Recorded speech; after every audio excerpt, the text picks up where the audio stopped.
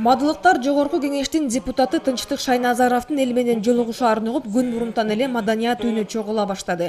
Кычыраган суукта көп күттүрбөй депутат белгиленген саатка келди. Эл менен амандашкан эл өкүлү алгач Өнүгүү Прогресс саясий партиясынын аткарган иштери туурасындагы тасманы көрүүнү сунуштады.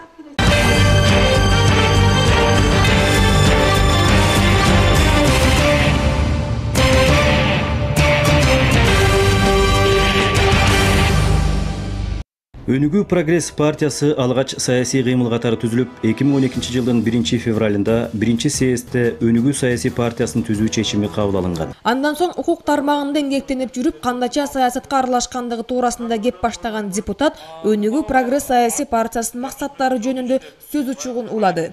Мына азыр видео роликте өзүңүздөр көрдүңүздөр, жасалган жумуштун бардыгы бул бар жумуш. Андан тышкары дагы көп иштер жасалган. Эгерде анын бардыгын биз видеого түшүргөндө бир күн кечке отуруп көрүш керек эле да. Өнүгүү Прогресс партиясы аткарган иштерин төш кагып жар салбайт, болгону башкаларга үлгү болсок деген ойду карманат. Ушул тапта партиянын демилгеси менен өлкөдө 11 МТС ишин ийгиликтүү жүргүзүп келет. Өнүгүү Прогресс саясий партиясы демилге көтөргөн адам менен бирге өнүгүүнүн жолун тандайт. Бир эмес, ар тармакта максаттуу иштерди алдыга койгон партия куру сөз эмес, реалдуу программасы менен иш алып барат. Анын ичинде айыл чарбасына кошкон салым өзгөчө. Анткени баба дыйкан жер иштетип өзүнө эле бакпастан өлкөнү азык-түлүк менен камсыз кылууда. Демек, урматтуу туугандар, ойлоп көрүңүздөр. Бир трактордун баасы 1 миллион 200 миңден ашык. Суроо пайда болушу мүмкүн. Бул акча каяктан депчи. Кээ ушак кезинде кандай нерселерди жазган жок. Биз ошо достор, башкалар баардыгыбыз топтолуп, биригип, ушу лизингге алып, элге арзан баада кызмат көрсөтөбүз. Буну менен биз эмнеге жеттик?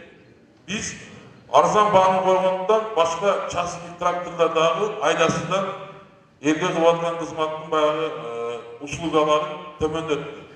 Депутат менен жолугушууга келген элдин көйгөйү көп. Биринин артынан бирин айтып Шайназаровдон жардам сурашты. Азыр Мада айыл өкмөтүндө оорукананын абалы кейиштүү. Жер үлүштөрү баарына жетпейт. Айылдагы мектептин жылуулук системасы дагы начар иштеп, кышта жакшы жылыбайт.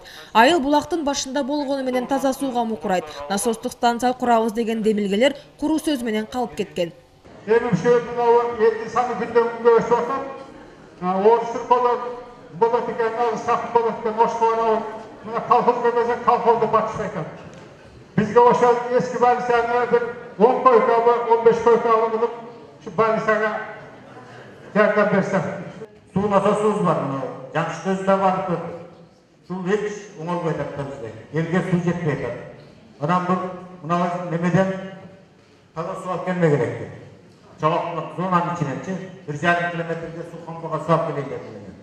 Өзүңүз ушуга жардам берип койсоңдар. Боюнча биздин мебелдерибиз дагы эскирип, компьютер жетишпейт. Мисалы биздин чоң мектепте эми ошон менен эле бирге биздин мектепте аябай суук. Атынан түшүп сөз берем. Мадыдагы больница боюнча бул ошо 2010-2011 жылы мен бул маселени көтөргөм. Башкы прокуратурага жиберип катты. Башкы прокуратура ошко жиберип текшерип, ал жерде мыйзам чегинде сатылган деп ошондой чечим чыгарып койду. Аны бактып кайра алыш мен айта албайм, себеби бул мыйзамдуу сатылган, азыркы күндө ээси ошо мыйзам чегинде алган, ага эч кандай претензия жок деген. Гүлсүн эжеме чоң рахмат. Анан кийин баягы компьютер отопленияларды айтты, буну экөөбүз чечебиз. Мына бала бакча боюнча проект кылып, керектүү документтерди кылып мага бериңиздер. Мында бир папка болуп кетти. Мен Минфин менен сүйлөшүп, бюджет комитети менен сүйлөшүп, аракет кылып, бюджетти киргизүүгө аракет кылайын. Азыр мүмкүнчүлүк бар да. Таза суу боюнча Мадыдагы баягы КБКга кеткен трубага эл өзүнчө улап алган экен. Анан Ош водоканалдын жетекчилери келип жаап кеткен экен. Бул туура маселе. Анан жакында мен Дөөлөт ака Көкөчөров менен сүйлөштүм. Ал айтты, эгерде биздин баланска өткөрүп берсеңиздер, биз ошол жерге даярбыз, ошол көчөгө сууну чыгарып бергенге.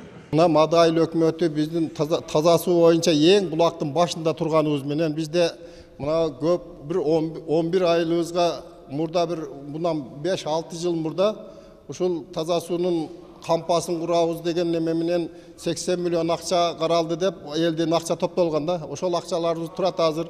Бирок азыр ошол кампа курулбай элге суу жетпейт. Кээ биркисине ушу баш жактардагы гана элдер пайдаланат дагы. Мына айрыкча мына неменин борбордук Мадайыл өкмөтүнүн борбордук айылдарында вообще суу тартыш.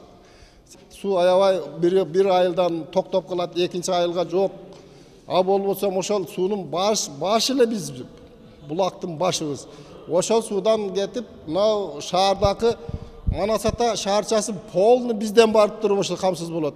А бизге суу жетпейт. Элдин айткан көйгөйлөрү жоопсуз калбайт. Тийиштүү кызматтарга жеткирилип, мектептеги бала бакчадагы кем карчыларын депутат Тынчтык Шайназаров өзү толуктап бермей болду. Өнүгүү Прогресс саясий партиясы ар бир айылдын орчундуу проблемаларын чечип берүүгө умтулат. Анткени элеттеги абал партияны көп ойлондурат. Өлкөнү өнүктүрүү бул аймакты көтөрүүдөн башталат. Бирок